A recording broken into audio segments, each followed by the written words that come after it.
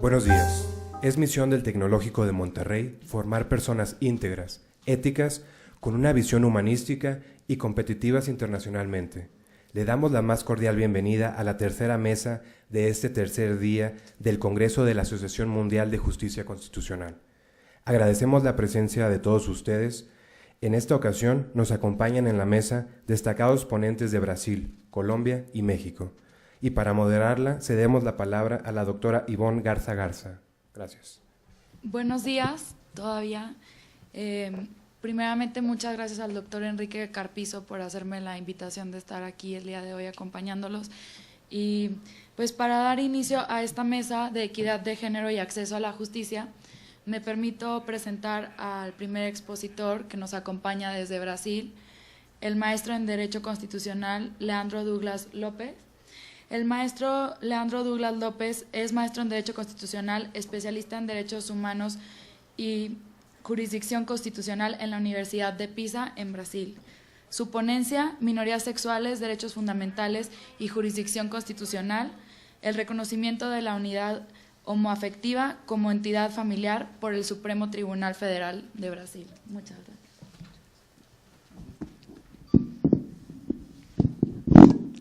Senhoras e senhores, bom dia. É um imenso prazer estar aqui participando deste primeiro e muito importante congresso da Associação Mundial de Justiça Constitucional.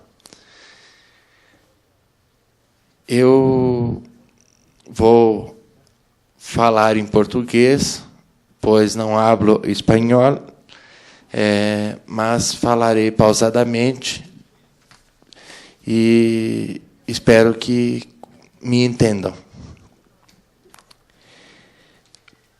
Nosso trabalho: minorias sexuais, direitos fundamentais e jurisdição constitucional. O reconhecimento da união homoafetiva como entidade familiar pelo Supremo Tribunal Federal Brasileiro. Com o passar dos tempos e com a evolução da sociedade, as instituições sociais acabam sofrendo transformações, o que enseja igualmente a transformação da análise jurídica dos fenômenos sociais. Quando se está a falar de população LGBT, lésbicas, gays, transgêneros, como os travestis, transexuais, intersexuais, estamos a falar de minorias e também de grupos vulneráveis. Existe, segundo a melhor doutrina de direito, uma distinção entre minorias e grupos vulneráveis. E a população LGBT se enquadra nessas duas categorias, pois o conceito de minoria ele está adstrito a um pensamento de inferioridade numérica. Um grupo minoritário apresenta as seguintes características: incapacidade de autodefesa, o que apregoa a impossibilidade de defesa de seus interesses de maneira autônoma. A segunda característica é que são demandantes de especial proteção estatal, ao passo de requererem especial atenção do Estado. A terceira característica das minorias é a vulnerabilidade social, onde se depreende que são passíveis de políticas públicas. E o quarto elemento, que talvez seja o mais determinante deles, é o distanciamento do padrão social hegemônico, decorrente da divergência dos padrões sociais predominantes. E a opressão social, por fim, é a quinta característica, de onde advém o preconceito e a discriminação e a segregação que ainda nos dias de hoje a gente vivencia. Os grupos vulneráveis, de forma diversa, apresentam-se, por vezes, em amplo contingente populacional, ou seja, não são grupos pequenos, podem corresponder até uma maioria da população, como é o exemplo das mulheres, como é o exemplo dos negros em alguns países, de idosos, pessoas com deficiência, e as características que definem esses grupos, este grupo, né, os grupos vulneráveis,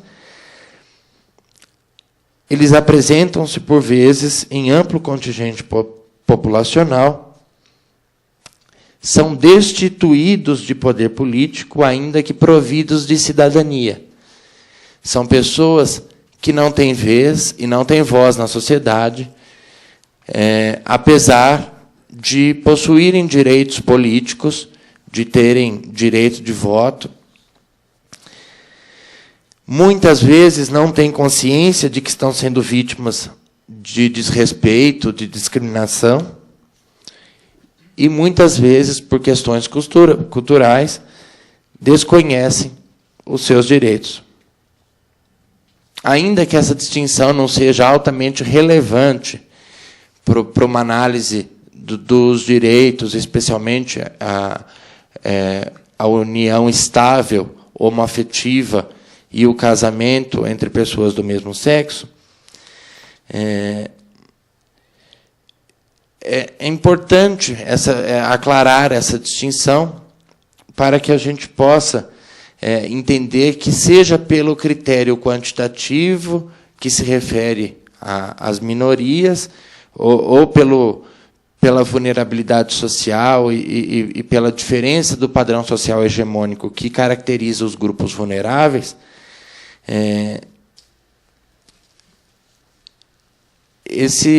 a população LGBT, elas são formadas por pessoas que são discriminadas em razão de sua orientação sexual ou de sua identidade de gênero.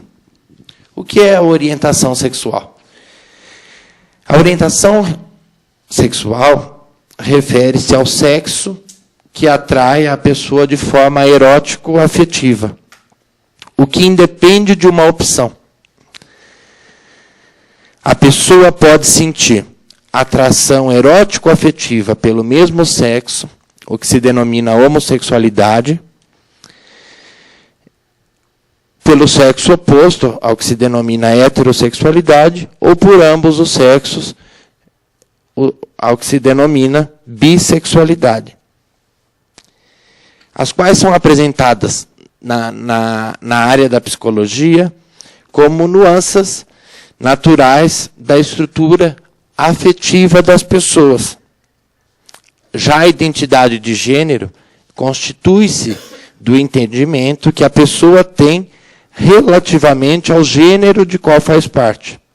O transgênero comumente é utilizado de forma genérica para referir-se aos travestis, aos transexuais e também aos intersexuais. Portanto, como eu já disse, a discriminação das minorias sexuais se dá em razão de divergirem do padrão heteronormativo, por apresentarem orientação diversa da orientação heterossexual.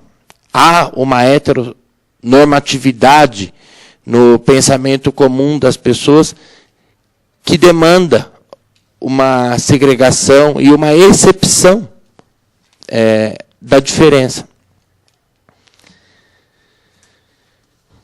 E para nós, defensores dos direitos humanos, em sede do princípio da isonomia, da equidade, quando a efetivação de direitos almeja instituir a justiça material, demonstrando maior apreço pelas particularidades dos indivíduos, repousa a nossa expectativa de uma concreta inclusão social desse grupo minoritário ou vulnerável. No Brasil, o constituinte originário, a nossa Constituição remonta-se ao ano de 1988, não previu de forma expressa a possibilidade das uniões homoafetivas, das uniões estáveis, muito menos do casamento entre pessoas do mesmo sexo. Este ano, em breve, vamos comemorar 25 anos da Constituição brasileira. Durante muitos anos, muitos grupos sociais se insurgiram na defesa, requerendo a legalização, requerendo a positivação desses direitos às minorias sexuais. No entanto, isso somente ocorreu em 2011, em maio de 2011, quando o Supremo Tribunal Federal Brasileiro, ao julgar de forma conjunta uma ação direta de inconstitucionalidade e uma arguição de descumprimento de preceito fundamental, decidiu que a união entre pessoas do mesmo sexo equiparava-se à união estável entre pessoas de sexos opostos. A partir disso, muitos foram os reflexos jurídicos e muitas foram as discussões que se abriram e que ainda estão ocorrendo. Somente agora, em maio de 2013, é que o Conselho Nacional de Justiça, também um órgão do Poder Judiciário, pôde regulamentar a questão, autorizando que os cartórios que exercem, né, uma função extrajudicial procedessem ao registro do casamento civil entre pessoas do mesmo sexo. Daí, hoje no Brasil, todos os estados da federação estão obrigados a cumprir essa determinação.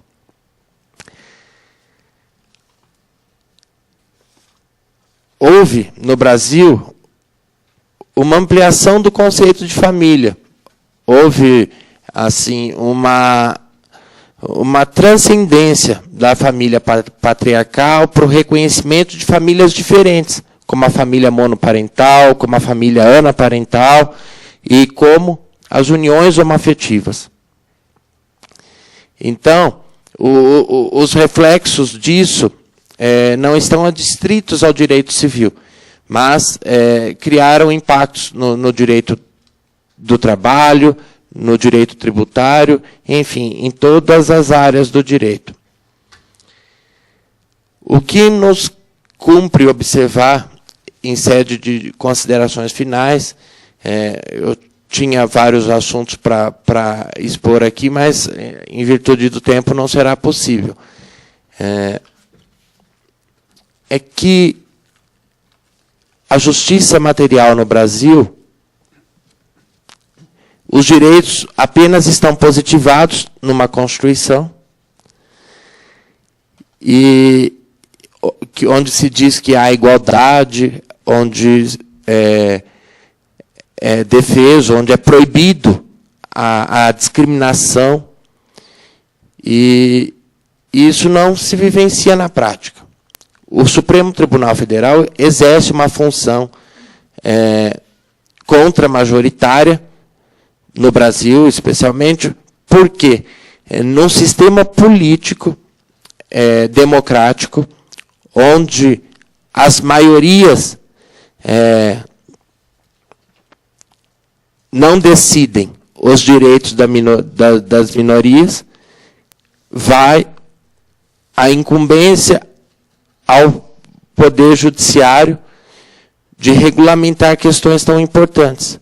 Então, embora haja essa proteção e a garantia do direito à união estável ao casamento, nós ainda aguardamos uma lei por questão de legitimidade e por questão de necessária regulamentação pelo Poder Legislativo da questão. E a gente espera também que decisões do âmbito internacional possam contribuir para que o nosso direito prospere e seja efetivamente garantido a liberdade às pessoas que integram a população LGBT. Eu vou encerrar a minha participação no Congresso com um pensamento sempre atual de uma filósofa que eu gosto muito, Simone de Beauvoir, que diz: querer-se livre é também querer livres os outros. Obrigado.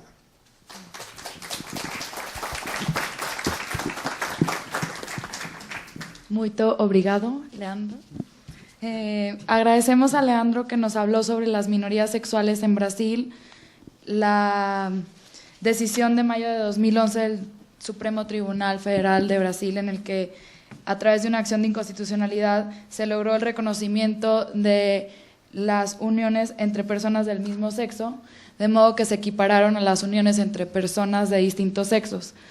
Leandro también nos comentó sobre cómo los defensores de derechos humanos en Brasil mantienen la expectativa de una inclusión social de las minorías sexuales, en el que también sea posible impulsar la integración de los diferentes tipos de familia. Y para ello esperan que las decisiones de las instancias internacionales, tal como el caso de Atala Rifo de la Corte Interamericana de Derechos Humanos, sirvan para lograr un desarrollo de los derechos de estas personas en Brasil. Para continuar con esta mesa, iremos un poco más al norte geográfico y tengo el honor de presentar a la investigadora del Instituto de Investigaciones Jurídicas de la UNAM, Carol Arriaga, de México. Ella es especialista en Derecho Internacional Público y maestra en Derecho por la UNAM. Es también especialista en Derechos Humanos, Género y Medio Ambiente y actualmente se desempeña también como secretaria en la Secretaría de Creación de Nuevos Órganos del Poder Judicial de la Federación. Muchas gracias por acompañarnos. Muchas gracias. Celebro la inclusión de una mesa de género en este Congreso de Derecho Constitucional y reconozco la sensibilidad que tuvo Enrique Carpizo y el doctor Vicente para incorporar esta mesa que pocas veces se logra. La perspectiva de género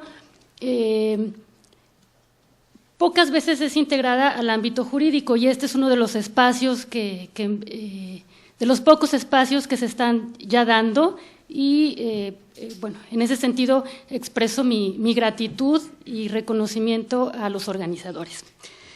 Quiero empezar a comentar lo que es género.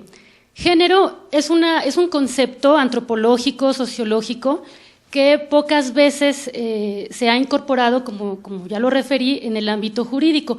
Esto es muy reciente, sobre todo en México, y al hablar de género no nos vamos a referir únicamente a las mujeres.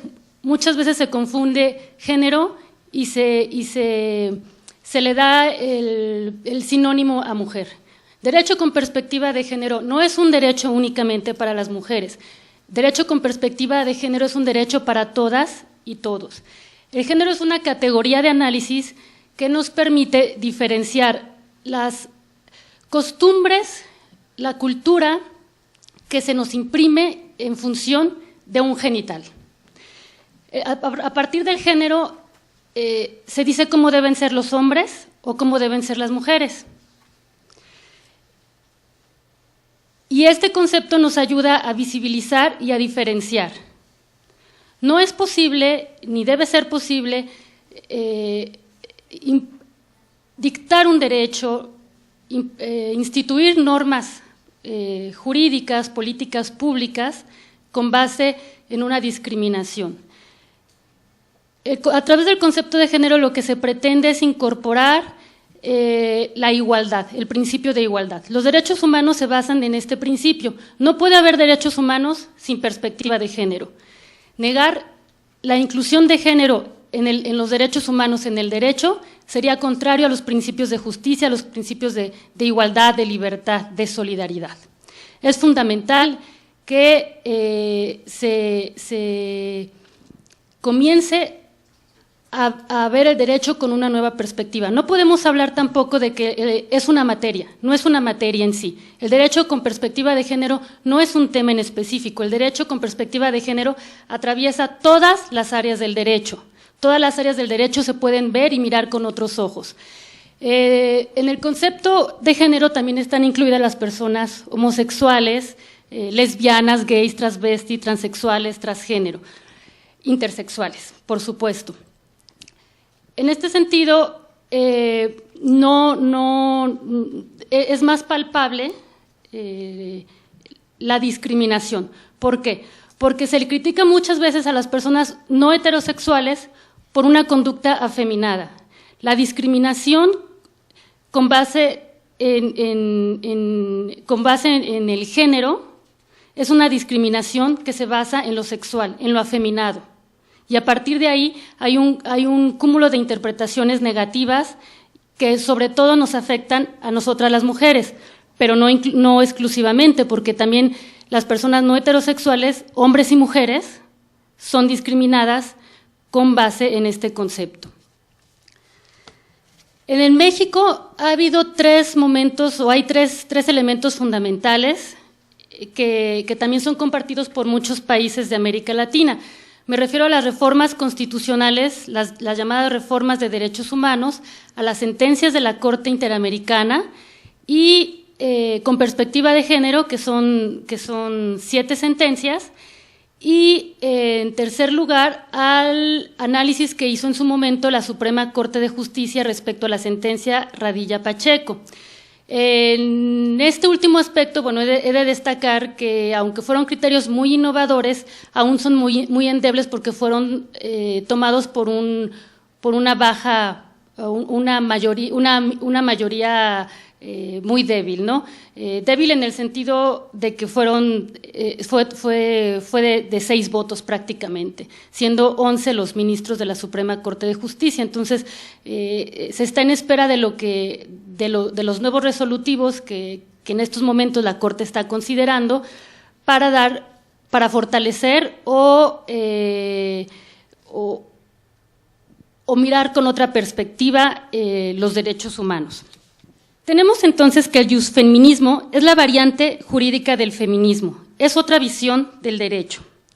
El jusfeminismo es un abanico de teorías y prácticas que dentro de sus postulados comparten una postura crítica y de transformación, que se fundamenta en la discriminación histórica de las mujeres respecto a los hombres, que está presente en todos los aspectos y en todos los ámbitos de las relaciones humanas. El feminismo exige progresivamente el análisis, diferenciación, argumentación y proposición y acción en todos los campos del saber, incluyendo el ámbito jurídico. Así que el jusfeminismo es este concepto. El feminismo, a diferencia del machismo, busca la igualdad. El machismo es la discriminación que hacen los hombres y las mujeres. Bueno, en este caso el machismo solamente solo hay hombres machistas, pero ciertamente también hay mujeres misóginas, ¿no? Y la homofobia es otra forma de discriminación, son las principales formas de discriminación con base en el género. La diferencia entre mujeres y hombres es muy alta. la mayoría de los cargos públicos lo han ostentado y lo detentan los hombres. O sea, podemos ver que el poder público está en manos de hombres, a las mujeres se nos constriñe al hogar. En tanto, a las mujeres nos hemos incorporado cada vez más en más cantidad y con mayor ahínco a las labores productivas. Los hombres les ha costado más trabajo, también porque son discriminados socialmente. Cuando un hombre se ocupa de las labores del hogar, se le tacha de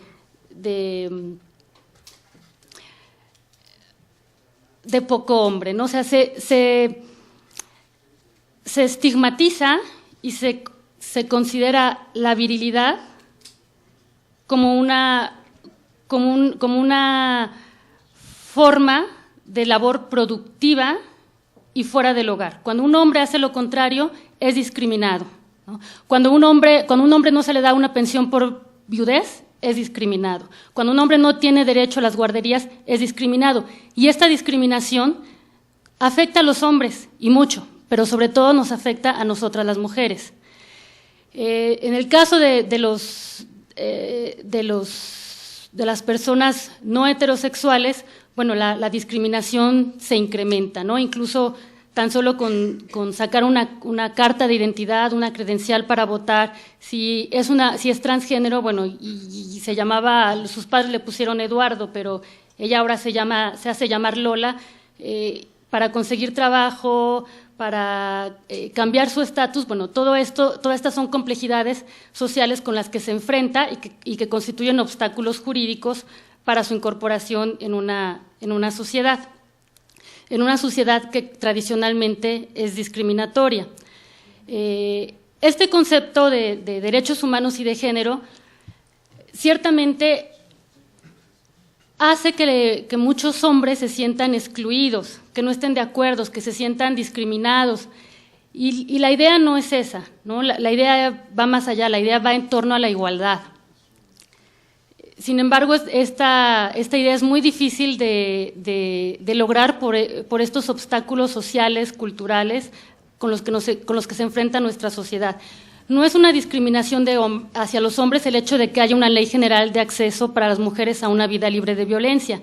Esta ley en realidad es una respuesta a la discriminación y al alto número de feminicidios en contra de las mujeres. Las mujeres son asesinadas única y exclusivamente por el hecho de ser mujeres, y esto no significa que los hombres no sean víctimas de violencia, claro que lo son, pero no se les mata o no se les asesina por el hecho de ser hombres.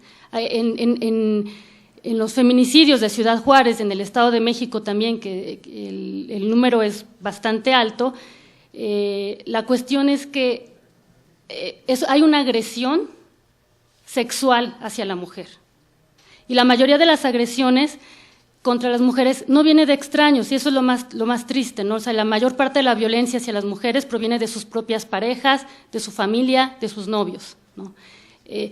La discriminación por el hecho de ser mujer, repito, principalmente es en contra, o sea, la llevan a cabo los hombres, pero también la llevan a cabo las mujeres, y es una discriminación fundamentalmente hacia mujeres, pero también la hay hacia hombres, sobre todo cuando tienen identidades sexuales diferentes.